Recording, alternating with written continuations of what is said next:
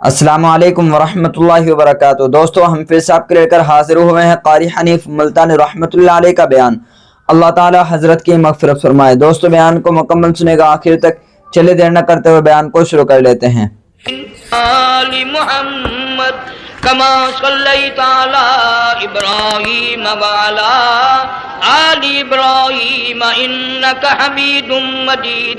اللہم بارک علی محمد وعلی آل محمد کما بارکت علی ابراہیم وعلی آل ابراہیم انک حمید مجید۔ حضرات علماء کرام، محترم بزرگوں، عزیز دوستو،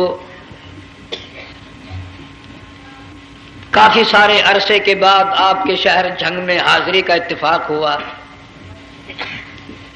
اور اللہ جانتا ہے کہ اس وقت دل میں کتنا دکھ محسوس کر رہا ہوں۔ جب بھی جھنگ میں حاضری ہوئی، میرے دائیں یا بائیں مفتی عبدالحلیم رحمہ اللہ تشریف فرما ہوا کرتے تھے۔ آج سٹیج خالی ہے۔ آج وہ اللہ والا ہم میں نہیں۔ حضور کریم صلی اللہ علیہ وسلم نے ارشاد فرمایا، علماء کا انتقال قیامت کا پیش خیمہ ہے۔ اللہ والوں کا دنیا سے اٹھ جانا گھنٹی ہے اس بات کی کہ قیامت آئی۔ پھر ایسا اللہ والا جو کبھی کسی کو لڑا کے راضی نہیں، کسی کو بھڑا کے راضی نہیں، پورے شہر کو ملا کر چلے کے چلنے والا، اللہ اور اس کے رسول کریم صلی اللہ علیہ وسلم کے صحیح راستے پہ لوگوں کو گامزن کرنے والا، آخری دم تک اسی کوشش میں، اسی سعی میں اور اللہ اللہ کرنے میں اور کرانے میں ساری زندگی گزار دی۔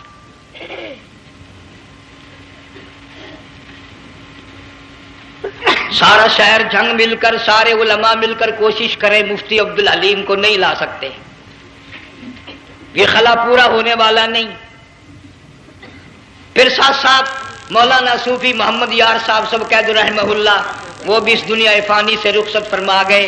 ایک اچھے خاصے طبقے کو وہ بھی داغ مفارقت دے گئے، اور قریب ہی کے زمانے میں سرگود شہر میں مفتی احمد سعید صاحب رحمہ اللہ وہ بھی رخصت ہو گئے۔ تو یقین جانو ان حضرات کا دنیا سے اٹھنا اس بات کی علامت ہے کہ ملک میں کچھ نہ کچھ ہونے والا ہے۔ جب آگ لگتی ہے، طوفان آتا ہے، بارش آتی ہے، عورت اپنے بچوں کو تلاش کرتی ہے، ادھر آ جاؤ، بارش آ گئی، آگ لگ گئی، اللہ پاک بھی اپنوں کو پہلے بلا رہا ہے، یہاں کچھ ہونے والا ہے، تم پہلے ہی آ جاؤ۔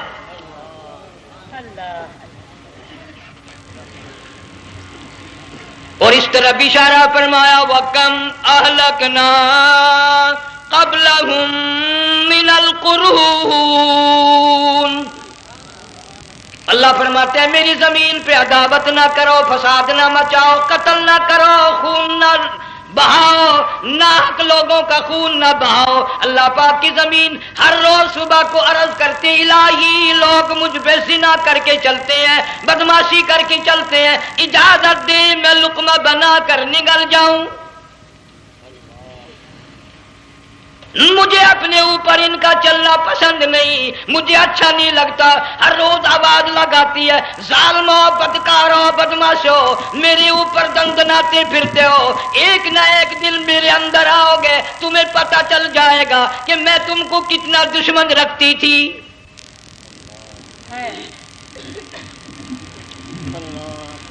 آج لوگ آزاد ہو گئے، جو کسی کی سمجھ میں آتا ہے وہی بکتا ہے، جو سمجھ میں آتا ہے وہی کرتا ہے، نہ کوئی راہ متعین رہی، نہ کوئی مسلک رہا، نہ کوئی بات رہی۔ جناب مدنی کریم صلی اللہ تعالی علیہ وسلم کا بڑا عظیم تر صحابی ہے، بہت بڑا جرنیل ہے، سیدنا معاذ بن جبل رضی اللہ تعالی عنہ، مدینے پاک میں بیمار ہے، آخری وقت ہے، دعا کرو اللہ ہم سب کو مدینے کی موت عطا فرمائے۔ بہت جلیل القدر صحابی ہے۔ علماء کرام نے لکھا ہے کہ جب موت کا وقت بالکل قریب آیا، معاذ بن جبل رضی اللہ تعالی عنہ نے رونا شروع کر دیا، رونے لگ گئے۔ علماء نے لکھا ہے اس وقت بھی مدینے پاک میں اب تک بھی یہ رواج ہے، جب کسی پہ نزع طاری ہو، سکرات طاری ہو، موت قریب ہو، جتنے پاس بیٹھے کھڑے ہوتے ہیں سارے اللہ کے قرآن کی تلاوت کرتے ہیں۔ صحابہ کرام آخری وقت میں قرآن مجید کی ہر وقت تلاوت کیا کرتے تھے، اس لیے حضور کریم صلی اللہ علیہ وسلم نے فرمایا قیامت کا دن ہوگا، اللہ پاک اعلان فرمائیں گے قرآن والے آگے آ جائیں۔ عرض کیا جائے گا قرآن والوں سے کون مراد ہے؟ حق تعالیٰ جل شانہ فرمائیں گے میں قرآن والا اس کو کہتا ہوں جو میرے قرآن سے عشق رکھتا تھا، پیار کرتا تھا، محبت کرتا تھا، اتنا پیار تھا آخری وقت تھا، ادھر موت کا جھٹکا لگا، ادھر میرا بندہ قرآن پڑھ رہا تھا، آج بھی اپنی قبر سے اٹھا میرا قرآن پڑھتا ہوا اٹھا، تم میدان حشر کا چکر لگاؤ، آج بھی ان کے منہ سے کستوری کی خوشبو آ رہی ہے۔ معاذ بن جبل رضی اللہ تعالیٰ عنہ قرآن مجید کی تلاوت فرماتے فرماتے رونے لگ گئے۔ کسی صحابی نے کہہ دیا موت سے ڈر کے رو رہے ہو، موت سے ڈر گئے؟ فرمایا نہیں۔ پھر کیوں روئے؟ صحابی کہتا ہے میرے دل کی تمنا میرے دل میں رہی، میری آرزو پوری نہ ہو سکی، میری حسرت پوری نہ ہوئی، میرا ذوق پورا نہ ہوا، میرا شوق پورا نہ ہوا۔ میری تمنا تھی گرمی کا موسم ہو، رمضان کا مہینہ ہو، میں روزہ دار ہوں، جہاد فی سبیل اللہ ہو، کفر اسلام کا مقابلہ ہو، میں کئی کافروں کو قتل کر دیتا، پھر کافر بھی اکٹھے ہو کر مجھ پہ ٹوٹ پڑتے، میرا ناک کاٹ لیتے، میری زبان کاٹ لیتے، میں اللہ کی حضور میں جاتا، اللہ مجھ سے پوچھتا معاذ دنیا سے کیا لایا؟ میں عرض کرتا الہی بولوں کیسے، زبان بھی تیری نام پہ کٹا کے آیا ہوں، اور روزہ رکھ کر آیا ہوں، نیت یہ ہے کہ تیرے محبوب کے حوض کوثر کے پانی سے روزہ افطار کروں گا۔ ان اللہ والوں کی یہ موت تھی۔ مالک بن دینار رحمت اللہ علیہ ایک عجیب نوجوان کا واقعہ تحریر فرماتے ہیں۔ گرمی تھی، دوپہر تھی، سورج اپنی شباب پہ تھا، بڑی سخت گرمی تھی۔ میں نے ایک نوجوان کو دیکھا، وہ پیروں سے معذور ہے، دونوں پیر نہیں ہیں، ہاتھوں کے بل زمین پہ گھسٹ گھسٹ کے چل رہا ہے، اور گلے میں کرتا بھی نہیں، سامان کوئی نہیں، سواری کوئی نہیں، کھانے پینے کا انتظام کوئی نہیں۔ مالک بن دینار رحمت اللہ علیہ فرماتے ہیں میں نے اس نوجوان سے پوچھا کہ تو کہاں سے چلا اس حالت میں؟ کہنے لگا میں بلخ بخارے سے چلا ہوں۔ تجھے یوں ہی ہاتھوں کے بل گھسٹتے چلتے کتنا عرصہ گزر گیا؟ نوجوان کہنے لگا اللہ والے 7 برس ختم ہو کر 8واں لگ چکا ہے۔ اس حالت میں کہ جی ہاں اسی حالت میں، تیرا کھانا پینا۔ جوان کہنے لگا والذی هو یطعمنی ویسقین وَإِذَا مَرِضْتُ فَهُوَ يَشْفِينِ، اللہ ہی کھلاتا ہے وہی پلاتا ہے، بیمار ہو جاتا ہوں وہی تندرستی عطا کرتا ہے۔ اور نوجوان دوپہر بڑی سخت ہے، گرمی بڑی سخت ہے، میرے یہاں دوپہر کو آرام کر لے، قیام کر لے، کچھ دیر ٹھہر جا، آج میرے یہاں قیام کر لے۔ نوجوان رونے لگا اور کہنے لگا مالک بن دینار یہ 2-4 منٹ جو تیری ساتھ باتوں میں میرے خرچ ہو گئے، مجھے ان کا ہی بڑا دکھ ہے، میں اور اپنی اس معذوری میں ہاتھوں کے بل 2-4 گز گھسٹ کر اور اپنے رب کے قریب ہو جاتا۔ یہ جو تیری ساتھ بات کرنے میں تھوڑا سا وقت خرچ ہو گیا، مجھے اس کا ہی بڑا دکھ ہے۔ ارے تو تھک گیا ہوگا۔ جوان کہتا ہے تیرے دیوانے مگر چلنے سے رک سکتے نہیں، تیرے دیوانے مگر چلنے سے رک سکتے نہیں، پاؤں تھک جاتے ہیں دل ان کے کبھی تھکتے نہیں۔ میرے سامنے تھکنے کا نام نہ لو، میرے دل میں عشق کی آگ جلی ہوئی ہے، سوز و گداز کا سمندر طوفان برپا کر رہا ہے، میں نہیں تھکنا جانتا، میرے یہاں نیند کا سوال نہیں، آرام کا سوال نہیں، میں تو گھسٹ گھسٹ کر رب کے دربار میں حاضر ہوا چاہتا ہوں۔ پوچھا کہ جا کہاں رہے ہو؟ کہنے لگا بیت اللہ کی زیارت کے لیے چلا، روزے رسول اللہ صلی اللہ علیہ وسلم کی زیارت کے لیے چلا۔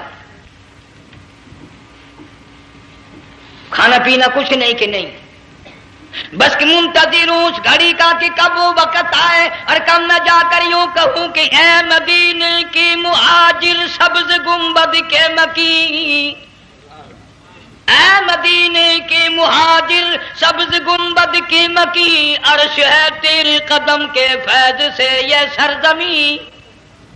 کب وہ وقت آئے، کب میں مدینے کی گلیوں کو دیکھوں، کب آب و ہوا کو دیکھوں، کب مدینے کی بہاروں کو دیکھوں، کب گنبد خضرا پہ میری نگاہ پڑے، میرے دل کی تسلی ہو جائے۔ عاشق لوگ یوں ہی کیا کرتے ہیں۔ دیہات کی ایک عورت آئی رسول اکرم صلی اللہ علیہ وسلم کی وفات شریف کے بعد اور آ کے کہنے لگی، بہن عائشہ رضی اللہ تعالیٰ عنہا، میں نے سنا ہے سرکار کی وفات شریف ہو گئی، کیا کہاں دفن کیا کہ اس حجرے میں؟ کہنے لگی مجھے دروازہ کھول کر قبر کی زیارت تو کرا دے۔ عورت ساتھ دیہات کی رہنے والی چوکھٹ پہ کھڑی ہو کے کہنے لگی، آقا جب بھی آتی تھی زبان تیری ہوتی تھی، قرآن خدا کا سنتی تھی، مسائل پوچھتی تھی، زیارت کرتی تھی، اب یہ زندگی اچھی نہیں لگتی، میں تیرے قدموں میں مرنا چاہتی ہوں۔ علماء نے لکھا ہے ایک چیخ ماری، چوکھٹ پہ گر کر جان دے دی۔ سبحان اللہ۔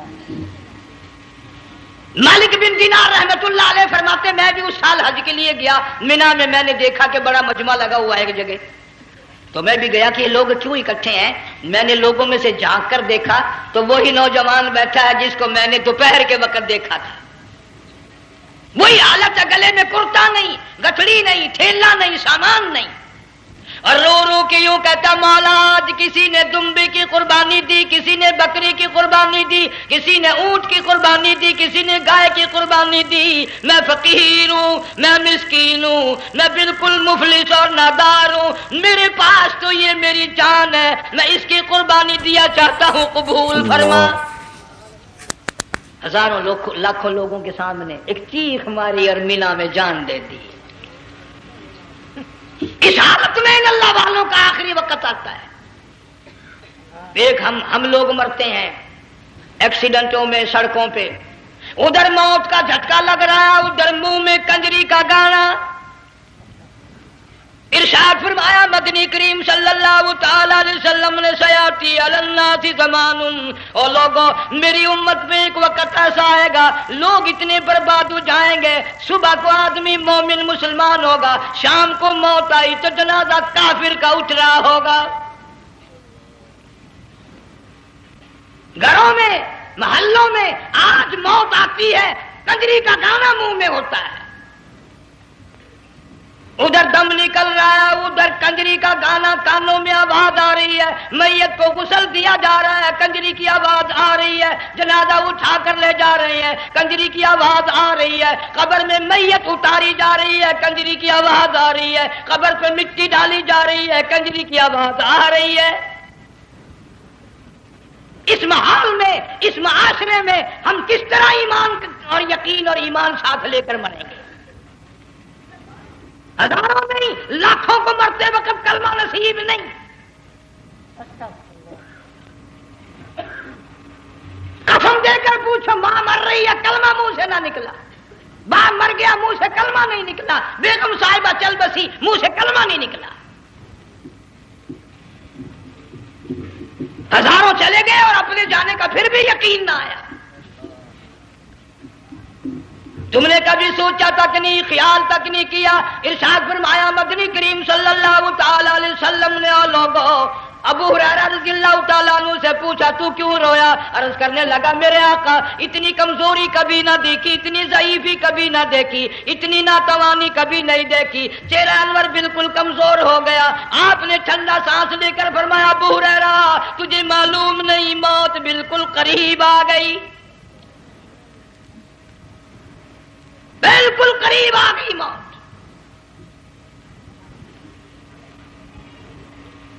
تیری ایک انگلی پکڑ کر اگر کوئی مروڑ دے کتنا دکھ ہوگا، درد ہوگا، ہائے ہائے ہائے۔ جنگ والوں کبھی تم نے سوچا نہیں 360 رگیں ٹوٹیں گی کیا حال بنے گا، اعضاء چھوٹیں گے، سر کے بالوں سے لے کر پیروں کے ناخنوں تک ہر جوڑ کو توڑ کے رکھ دیا جائے گا۔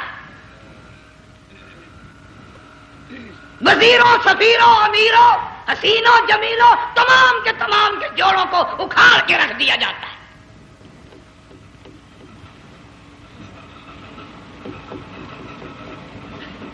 پروگرام تک نہیں مرد عورتوں کا کہ یہ دنیا کسی کی نہ بنی، قبر میں آخر جانا ہی جانا ہے. علماء کرام نے لکھا ہے کہ حضرت عیسیٰ علیہ السلام کے پاس لوگ آئے اور کہنے لگے نئی قبروں سے مردے زندہ کر کے دکھاتے ہو، آؤ ہم ایک پرانی قبر پہ لے کے چلتے ہیں، مردہ زندہ کر کے دکھاؤ. عیسیٰ علیہ السلام تشریف لے گئے، فرمایا کم باذن اللہ. ایک نوجوان زندہ ہو کر قبر سے نکل کر سامنے آ کر کھڑا ہو گیا. عیسیٰ علیہ السلام نے پوچھا تو کون ہے؟ وہ کہنے لگا میرا نام سام ہے، میں حضرت نوح علیہ السلام کا بیٹا ہوں. تو پیغمبر کا دماغ تو پیغمبر کا ہوتا ہے نا.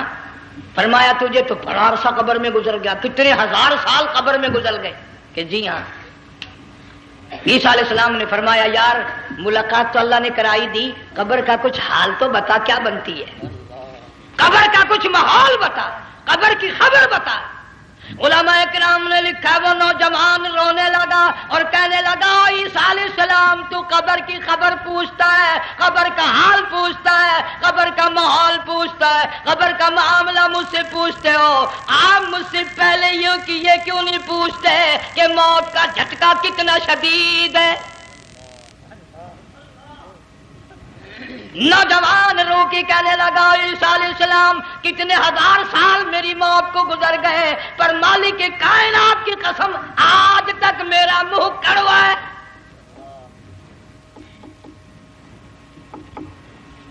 اس لیے جنگ والوں لمبی چوڑی بات کہنے کا وقت نہیں، حالات نہیں. میں تو تمہیں اتنا سا پیغام دینے آیا، کھانے پینے کا زمانہ ہے. میں جانتا ہوں تم کیلے کھاتے ہو، تمہیں کیلے کا ذائقہ معلوم ہے، امرود کا ذائقہ تم کو معلوم ہے، انار کا ذائقہ تمہیں معلوم ہے، انگور کا ذائقہ معلوم ہے، انناس کا ذائقہ معلوم ہے، آم کا ذائقہ معلوم ہے، ہزاروں پھلوں کے ذائقے تمہیں معلوم ہے، ہزاروں مٹھائیوں کے ذائقے تمہیں معلوم ہے، ہزاروں بیکری کی چیزوں کے ذائقے تمہیں معلوم ہے، ہزاروں شربتوں کے ذائقے معلوم ہے. پر تم نے جنگ والوں کبھی بھی قبرستان میں جا کر قبر والوں سے یہ نہیں پوچھا او قبر والوں ذرا بتاؤ تو صحیح موت کا ذائقہ کیسا ہے.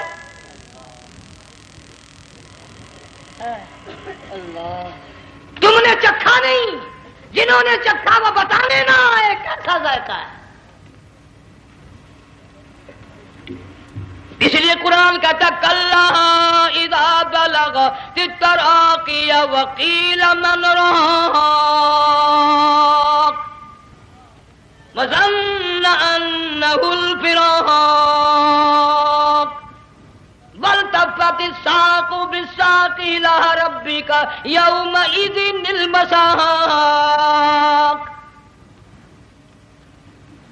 بادشاہ ہو، امیر ہو، وزیر ہو، فقیر ہو، غریب ہو، رگیں ٹوٹیں گی، موت آئے گی، اور جس کی آئی تمہیں معلوم نہیں کس طرح آئی، کس حال میں آئی. جن کے دلوں میں ان باتوں کا خیال آیا خدا کی قسم صحابہ کرام میں سے اتنے رویا کرتے تھے آنکھیں ختم ہو گئی.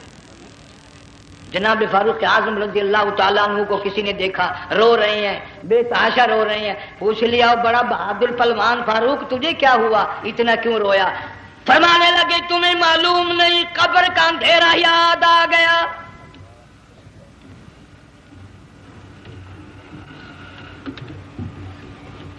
ایک 1,29,000 صحابہ کرام اس آخرت کے لیے قربانیاں دیتے آئے، اولاد کی قربانی دی، مال کی قربانی دی، جان کی قربانی دی، جو کرنا پڑا وہ کر گزرے، لیکن محمد عربی صلی اللہ علیہ وسلم کا دامن نہ چھوڑا. اسی لیے ہر سال اللہ پاک جل شانہ نے اس امت کو یہ موقع دیا کہ سنت خلیل پہ عمل کرتے کرتے قربانیوں کی یاد تازہ ہو جائے، قربانیوں کی یاد تازہ ہو جائے. قرآن کریم میں جا بجا ابراہیم علیہ السلام کا اللہ پاک نے ذکر خیر فرمایا، یوں فرمایا ہم نے ان کے بڑے امتحان کیے، بڑی آزمائش کی، وہ ساروں میں کامیاب ہوئے. تم ہر وقت اللہ سے یہ دعا کیا کرو اللہ ہمیں امتحان میں نہ ڈالے، آزمائش میں نہ ڈالے. ہم امتحان کے قابل نہیں. یہ ہمارے جو امتحان ہوتے ہیں ان میں نقل ماری جاتی ہے تو اللہ امتحان لے گا تو نقل کیسے ماریں گے؟ کیسے کام چلے گا؟ جناب ابراہیم علیہ السلام کو اللہ پاک نے ہزاروں امتحان میں مبتلا کیا، ہزاروں آزمائشیں کی، فَأَتَمَّهُنَّ، سب میں کامیاب گیا، سب میں پاس نکلا۔ ایک آزمائش ایسی بھی آئی اللہ کی توحید کی وجہ سے، شرک کو مٹانے کی وجہ سے ابراہیم علیہ السلام کا سارا مصر فلسطین دشمن بن گیا، حضرت سارہ کو ساتھ لے کر چل دیے، ایک بیوی ساتھ ہے، اکیلا دم ہے۔ یہاں تو لوگ محلوں میں شہروں میں کہتے ہیں جی میں اکیلا ہی ہوں، میں کیا کروں؟ اگر خلیل کہتا کہ میں اکیلا ہوں تو آج قرآن میں اس کا ذکر خیر کیسے ہوتا؟ پرواہ نہ کی، وہ کہتا ہے میرے لیے میرا اللہ کافی ہے۔ کون کہتا ہے میں اکیلا ہوں؟ میری ساتھ تو اللہ ہے۔ مصر سے گزرنے لگے، بادشاہ کے ملازموں نے بادشاہ کو جا کے بتایا بڑی خوبصورت عورت گزر رہی ہے تیرے حلقے سے، بہت بڑی خوبصورت عورت ہے۔ کہ ملازم پکڑ کے لے کے چلے تو عورت ذات حضرت سارہ رونے لگ گئی، خلیل میرا کیا بنے گا؟ پیغمبر کو اللہ کی ذات پر بڑا یقین ہوتا ہے، فرمایا پرواہ نہ کر، میری آبرو میرے مولا کی آبرو ہے، چاہے جہاں چلی جا میری عزت کی حفاظت میرا اللہ کرے گا۔ فرمایا فاللہ خیر حافظا وہو ارحم الراحمین،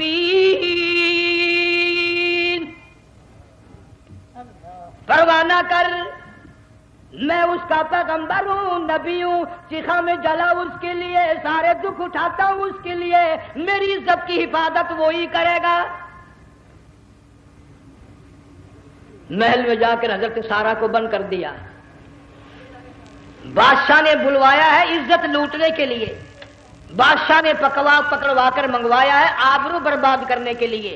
بادشاہ کا ارادہ ہے سارا کی عزت کو برباد کرنے کا، اور اللہ کا پروگرام ہے سارا ادھر آ، اس محل میں ایک معصوم بچی ہے جس کا نام ہاجرہ ہے، میں اس کو اتنا پسند کرتا ہوں، اللہ فرماتے ہیں اس کے پیٹ سے اسماعیل ذبیح اللہ کو پیدا کرنا چاہتا ہوں، اس کی نسل سے حبیب اللہ کو لانا چاہتا ہوں۔ آج تک کسی کی انگلی اس کی طرف نہیں اٹھی، سارا محل میں آؤ، اس کو آ کر ساتھ لے جاؤ تاکہ میرے ذبیح اللہ کی پیدائش کا معاملہ بن جائے۔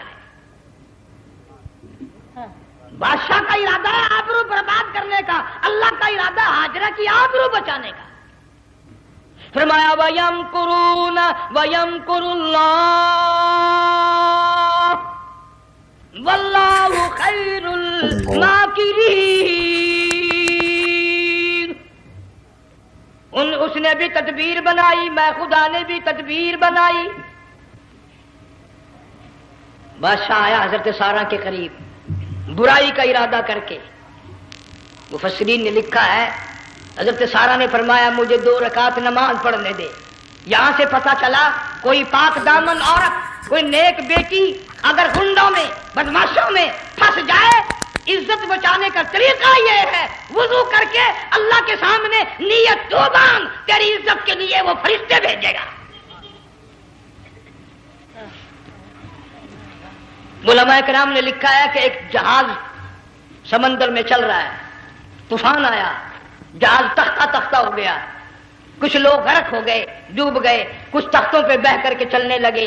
ایک عورت گود میں بچہ ہے، ایک حبشی نوجوان دوسرے تختے پہ بیٹھا ہوا جاتا ہے، اس نے عورت اکیلی دیکھ کر اپنا تختہ چھوڑ دیا اور بدماشی کے ارادے سے عورت کے تختے پہ آ بیٹھا۔ تم جنگ والے سوچ رہے ہوگے کہ ڈوبتے وقت بھی باز نہ آئے، یہ سیلاب آتے ہیں لوگ بدماشیوں سے باز آئے؟ ڈوب گئے مگر باز نہ آئے، بغیرتی لوگ کرتے ہی رہے۔ علماء کرام نے لکھا حبشی نوجوان نے عورت کا بچہ چھینا سمندر میں پھینک دیا،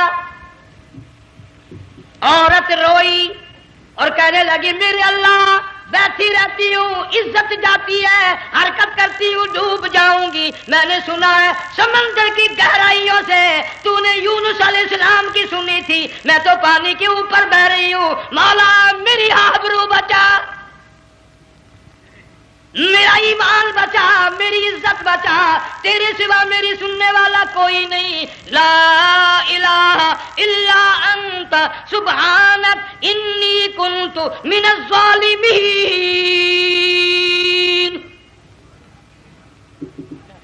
علماء نے لکھا ہے کہ ایک گردن سی نمودار ہوئی پانی میں سے اور حبشی نوجوان کو ایک ہی لقمہ بنا کر لے گئی۔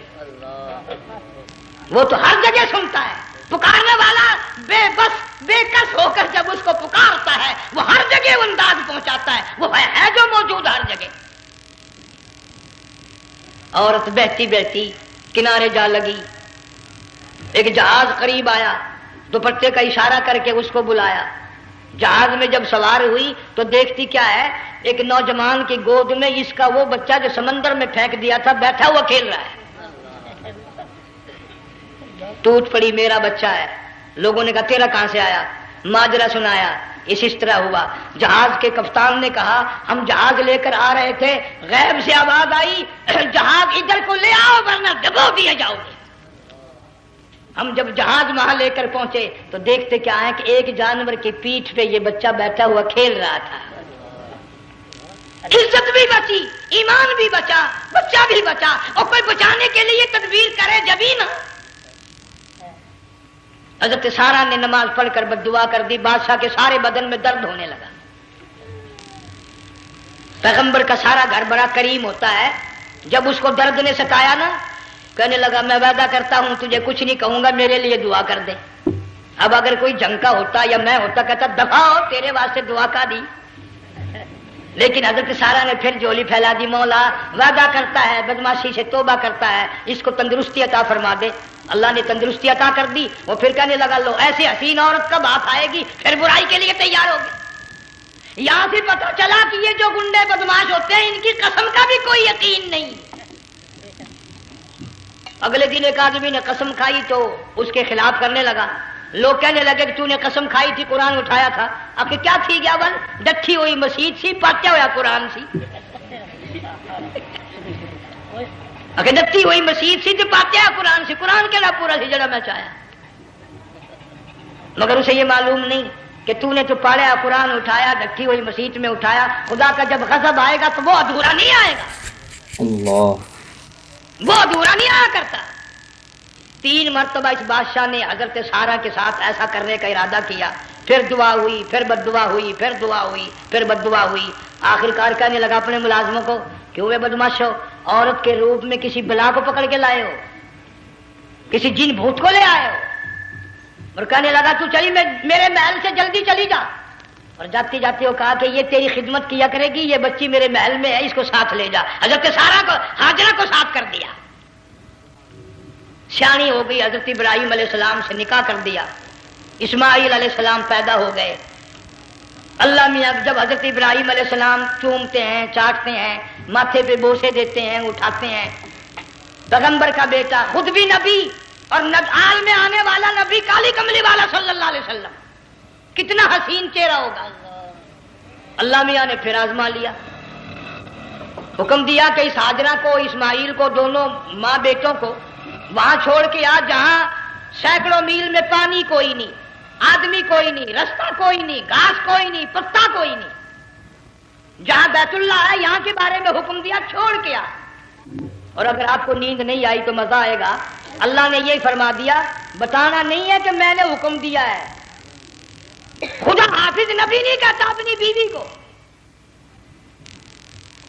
آج لوگ ہر بات میں کہہ دیتے ہیں ہمارے پیروں کو پتا کل کو کیا ہوگا، ہمارے فقیروں کو پتا ہے پرسوں کیا ہوگا۔ اور بڑی مدت کی بات ہے، یہی موسم تھا، چماسا گرمی تھی، انارکلی لاہور سے ہم کئی ساتھی گزر رہے تھے، فٹ پاتھ پہ بیٹھا ہے ایک ملنگ، چاروں طرف لوگ کھڑے، بڑا مجمع، کافی دنوں کی تو بات ہو گئی، ہاتھوں کی لکیر دیکھ کر لوگوں کی تقدیر بتا رہا تھا۔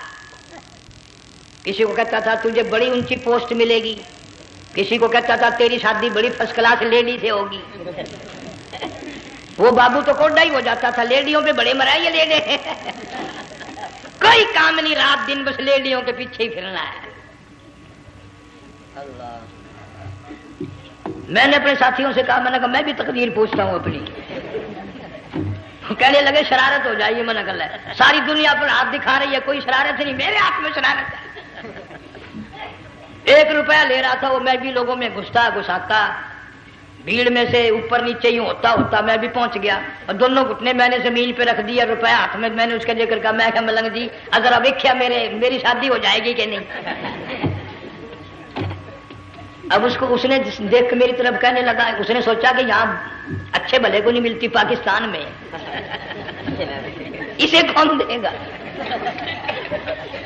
اچھی طرح میرا ہاتھ دیکھا بھی نہیں، جھٹک کے کہنے لگا نہیں تیری شادی نہیں ہونی ہے۔ میں کیا کھوتے تیرے باپ کے 8 بچے کھیل رہے ہیں۔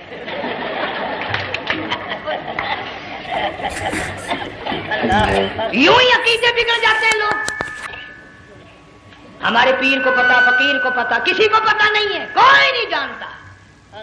فرمایا وما تدری نفس ماذا تکسب غدا، کوئی نہیں جانتا کل کیا ہو جائے گا۔ وما تدری نفس بأی ارض تموت، کوئی نہیں جانتا زمین کے کس ٹکڑے پہ موت آئے گی۔ ان اللہ علیم خبیر، ایک اللہ کی ذات جانتی ہے۔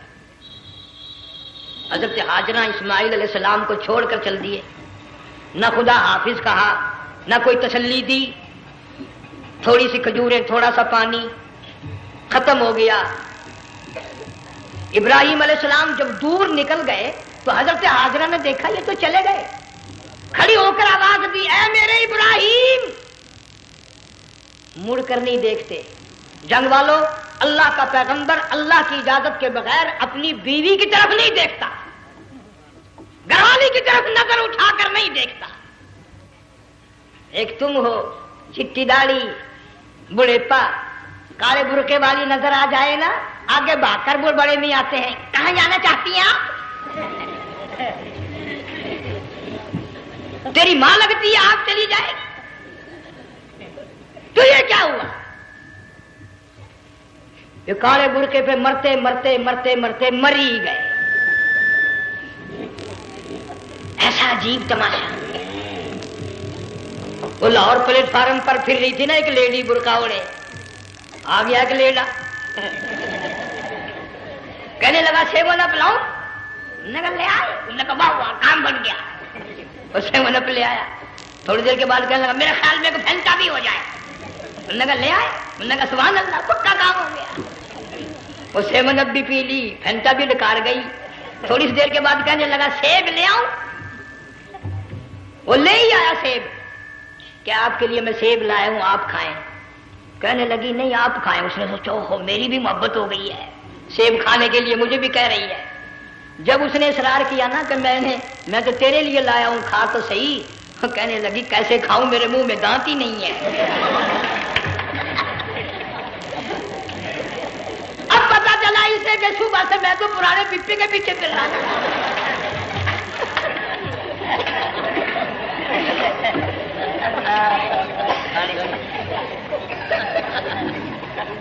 صرف برقع دیکھا چل دی۔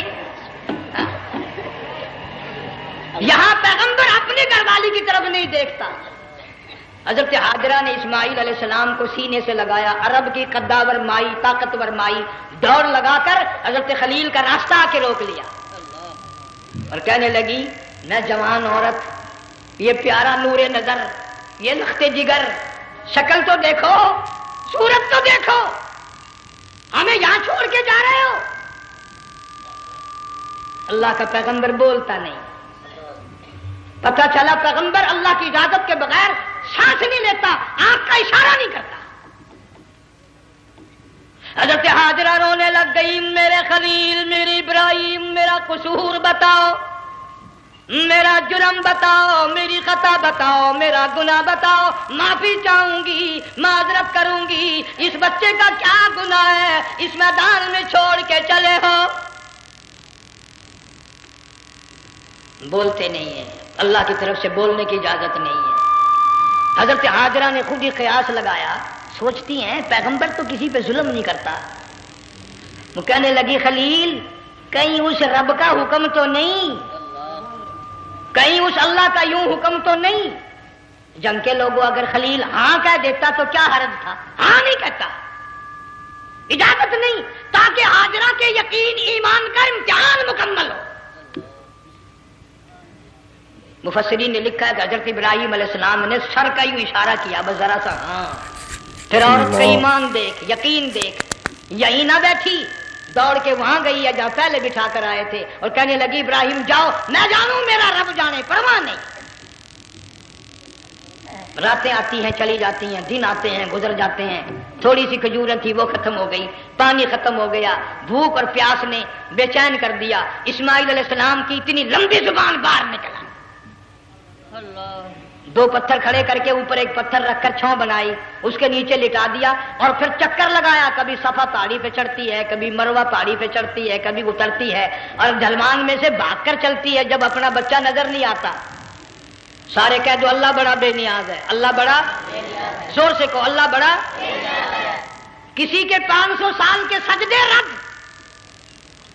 کسی کی ہزاروں سخاوت صدقات رد، کسی کی چال منظور، کسی کی رفتار منظور، کسی کی ٹور منظور، اور یوں فرمایا ہاجرہ میری رحمت کی تلاش میں آج جو تو نے دوڑ لگائی ہے، یہ تیری چال ڈال رفتار ٹور ہمیں اتنی پسند آ گئی، اتنی پسند آ گئی کہ آج کے بعد خلیل اللہ کیوں نہ ہو، ذبیح اللہ کیوں نہ ہو، کلیم اللہ کیوں نہ ہو، روح اللہ کیوں نہ ہو، حبیب اللہ کیوں نہ ہو، صحابہ کرام کیوں نہ ہو، قطب ابدال غوث کیوں نہ ہو، میری ہاجرہ مجھے اپنی کبریائی کی قسم جب تک وہ تیری چال چل کے نہ دکھائے گی حاجی کا لانے کا حقدار نہیں ہو سکتا، تیری رفتار اسے چلنی پڑے گی۔ فرمایا ان الصفا والمروہ من شعائر اللہ فمن حج البیت او اعتمر فلا جناح علیہ ان یطوف بہما ومن تطوع خیرا فإن اللہ شاکر علیم۔ 7ویں چکر میں آواز سی آئی، اب رو پڑی حضرت ہاجرہ، کہنے لگی میرا بچہ اگر چل بسا میں پھر کیا کروں گی؟ سن لی میں نے آواز۔ آپ کی کیا دیکھتی ہے؟ اسماعیل علیہ السلام کی نرم و نازک ایڑیاں جس زمین پہ رگڑی گئی تھی وہاں سے چشمہ جاری کر دیا، حضرت ہاجرہ نے پی لیا، بھوک بھی ختم ہو گئی، پیاس بھی ختم ہو گئی، بچے کو بھی پلایا۔ اللہ تعالیٰ نے خانہ کعبہ کی بنیاد ڈال دی، ایسے گھر کی بنیاد ڈالی، حضور صلی اللہ علیہ وسلم فرماتے ہیں 500 سال کی عبادت ایک طرف اور بیت اللہ پہ ایک نگاہ یوں ڈالنا ایک طرف، 500 سال کی عبادت کا وہ ثواب نہیں جو ایک نظر خانہ کعبہ پہ ڈالنے کا ثواب ہے۔ اور اللہ پاک یوں فرماتے ہیں کہ جو آنے والا حجر اسود کو بوسہ دیتا ہے، اللہ پاک یوں فرماتے ہیں میں سمجھتا ہوں میرا سجا ہاتھ پکڑ کر میرے بندے نے چوم لیا۔ جو غلاف کعبہ کو پکڑ کر مانگتا ہے، اللہ فرماتے ہیں میں یہ سمجھتا ہوں میرا دامن پکڑ کے مانگ لیا۔ جو مقام ملتزم پہ لپٹ کے مانگتا ہے، اللہ فرماتے ہیں میں سمجھتا ہوں میری چوکھٹ پہ پڑھ کے مانگ لیا۔ اور فرمایا لوگوں یہ جو آنے والے آئے ہیں یہ رشتہ داروں کے مہمان نہیں، عزیزوں کے مہمان نہیں، دوستوں کے مہمان نہیں، میں خدا میزبان ہوں، یہ میرے مہمان ہیں۔ آج ان کی دعاؤں پہ آمین کہو، فرشتوں کو حکم ہوتا ہے ان سے مسافے کرو، مگر اللہ تعالیٰ سب کو توفیق دے کہ حج مکمل کر کے آئیں اور سب کا حج قبول فرمائے۔ میرے علاقے میں کئی سالوں کی بات ہے پرانی، جب کوئی حاجی تھا، ایک آدمی حج کر کے آیا، میں دوپہر کو اس کو ملنے گیا تو ظہر کی نماز کا وقت آیا، میں اٹھ کے چلا گیا نماز پڑھنے، پھر عصر کی نماز کا وقت آیا، میں اٹھا اور نماز پڑھ کے آ گیا۔ میں نے اس حاجی کے لڑکے سے پوچھا، میں نے کہا حاجی صاحب نے نماز یہیں پڑھی؟ تو کہنے لگا جی ابھی شروع نہیں کی، سفر کے تھکے ہوئے ہیں نا، 2-4 دن کے بعد شروع کریں گے۔ شکر ہے پہلے لوگ جھوٹ نہیں بولا کرتے تھے، ہاں آج کل کا ہوتا ہے نا تو وہ کہہ دیتا ہے جی یہ تو کئی وقت کی کچھی پڑھ کر بیٹھے ہیں۔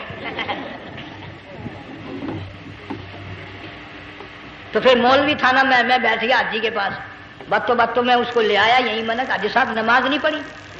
کہنے لگا آپ ہی لوگوں سے سنا ہے کہ بیت اللہ میں جو ایک نماز پڑھے 1,00,000 کا ثواب ملتا ہے، مسجد نبی میں جو ایک نماز پڑھے 50,000 کا ثواب ملتا ہے، 4 مہینے پڑھ کے آیا، وہ حساب لگا لو۔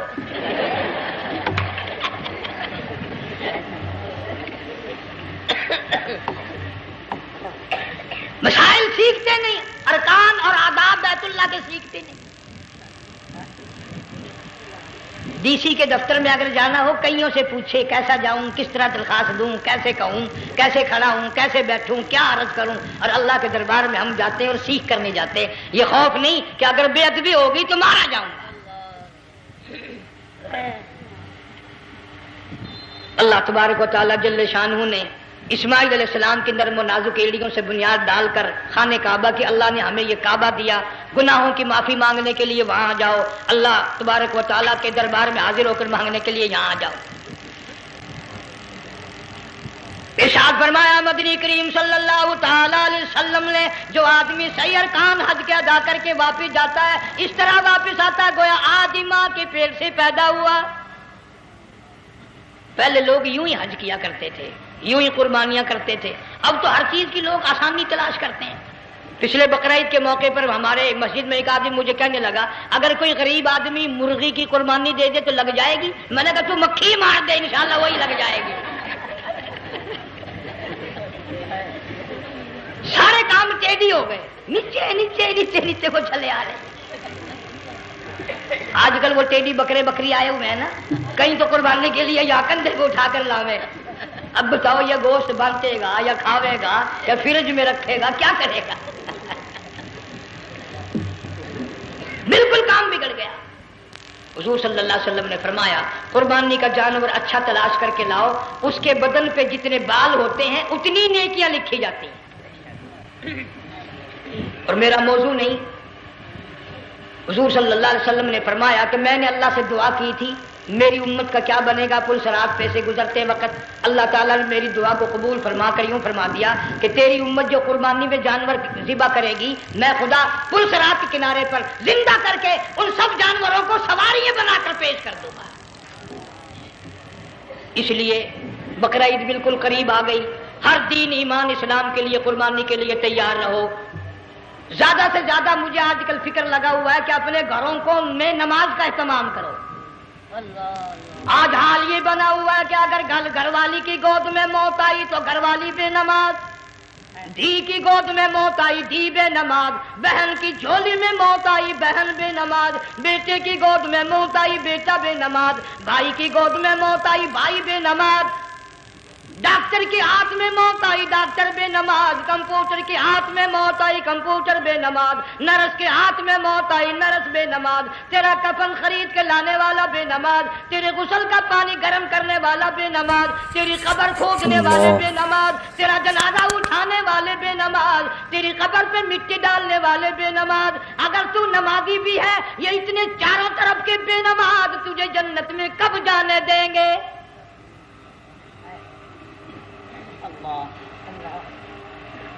اس بچی کا فکر کیوں نہیں کرتا؟ کلاس میں فیل ہو جائے تجھے دکھ لگتا ہے میری بچی فیل ہو گئی، ساری عمر نماز نہ پڑھے تجھے کبھی درد نہیں ہوا کہ جہنم کے انگاروں میں جلے گی۔ بیوی ایک دن تیرا کہنا نہ مانے آگ لگ جاتی ہے، ساری عمر نماز نہ پڑھے بے ایمان تجھے کبھی آگ نہیں لگی۔ اس گھر سے تیرا جنازہ نکلے گا، اس گھر سے تیری میت اٹھے گی جس گھر میں تو نے سارے بے نماز پیدا کر رکھے ہیں، سارے بے نماز اکٹھے کر رکھے ہیں، کس طرح ایمان کلمہ ساتھ لے کر جائے گا؟ اس لیے اپنے ماحول میں اپنے گھر میں بچیوں کو بہنوں کو پیار سے محبت سے بڑے عقیدت سے ان کو نمازی بنا، تاکہ مرنے کے بعد جب تیرا جو بیٹی بہن منہ دیکھنے آئے تو نمازی تو تیرا منہ دیکھنے آئے، تیرا منہ دیکھنے بھی سارے بے نمازی آئے، تجھے کیا فائدہ ہوگا؟ اللہ سبحانہ و تعالی ہم سب کو ہمارے گھر کے ماحول کو نمازی بنائے۔ مفتی صاحب اس دنیا فانی سے رخصت ہو گئے، تشریف لے گئے، جان سارا بے وارثہ ہو گیا۔ مفتی صاحب ہی کا مدرسہ ہے، یہ مفتی صاحب ہی کے بچے ہیں، ان بچوں کی سرپرستی کرو، ان کا اکرام کرو، ان کی عزت کرو، جامعہ حلیمیہ کی خدمت کرو۔ بقرعید کا موقع آ رہا ہے، وہ تو نہ جانے کس کس طریقے سے اپنا کام چلاتے تھے، ہزاروں لوگوں سے ان کے تعلقات تھے، یہ بچے ہیں نیا کام ہے۔ اللہ سبحانہ و تعالی ہر خدمت گزار کو دو جہان میں سرخ روئی عطا فرمائے۔ بڑی اچھی اچھی کیسٹیں آپ کو یہاں سامنے سے ملیں گی اپنے گھر کا ماحول بنانے کے لیے۔ پیغمبر کی دعا سے پہلے نہ اٹھا کرو بھائی، ہائے ہائے کوئی دنیا کا دین کا جس کو کوئی اللہ سے حاجت ہو بیٹھ جائے ایک منٹ کے لیے، درود شریف پڑھ کے دعا مانگو. اللہم صلی وسلم وبارک علی سیدنا و مولانا محمد و علی آل سیدنا و مولانا محمد وبارک وسلم. یا اللہ قبلہ مفتی صاحب رحمہ اللہ کی قبر کو جنت کا باغ بنا.